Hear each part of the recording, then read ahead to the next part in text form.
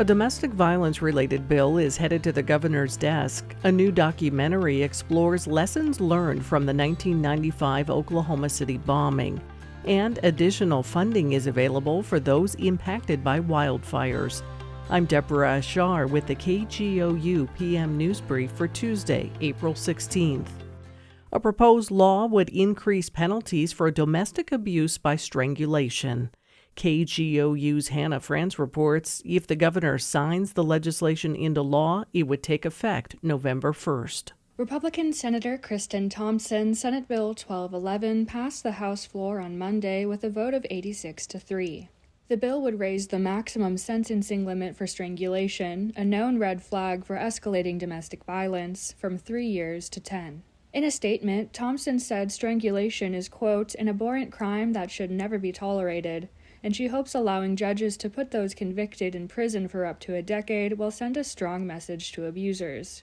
The bill will now go to Governor Kevin Stitt's desk for signature.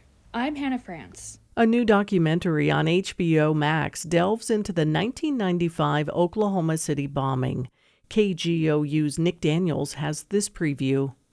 Every April 19th is bittersweet.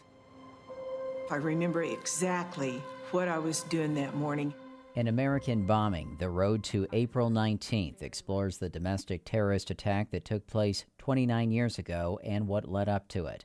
On April 19th, Timothy McVeigh ignited a truck bomb outside the Alfred P. Murrah Federal Building. The tragedy claimed 168 lives, including 19 children. McVeigh was a tragic example of a guy who thought our differences were more important than what we have in common. The documentary features interviews with key figures, including former President Bill Clinton, bombing survivor Nancy Shaw, and investigative reporters. According to a media release, the documentary questions the lessons learned from past acts of domestic terrorism and stands as an essential wake-up call.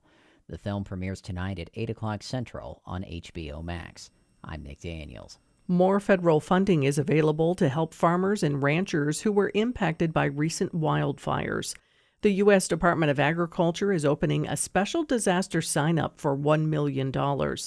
8 Northwest and Panhandle counties are eligible for the emergency funding. Producers must submit applications to USDA's Natural Resources Conservation Service by May 10th. The assistance can be used for replacing fencing and water resources, as well as land recovery. The Conservation Agency says loss of vegetation not only affects forages for livestock and wildlife habitat, but it can also lead to increased soil loss due to erosion from wind and water. Oklahoma's spring turkey season starts today and runs through May 16th. Oklahoma Public Media Exchange's Grayson Wheeler reports on how hunters can help with research to help the state's turkey populations thrive. For the last decade, turkey numbers have been on a mysterious decline across the southeastern U.S. Coulter Chitwood is a wildlife ecologist at Oklahoma State University. He's working with the Oklahoma Department of Wildlife Conservation to understand the state's turkey situation and get ideas on how to maintain healthy wild turkey populations. Chitwood's research team wants to look at turkey genetics statewide, but it would be difficult and expensive for them to personally gather enough gobblers. What we can do is see if hunters would be willing to donate a really tiny little piece of meat. We're talking about like the eraser on a pencil. If you bag a turkey this spring and want to help, you can reach out to the Oklahoma Department of Wildlife Conservation or Chitwood himself. They'll send you a little kit with everything you need.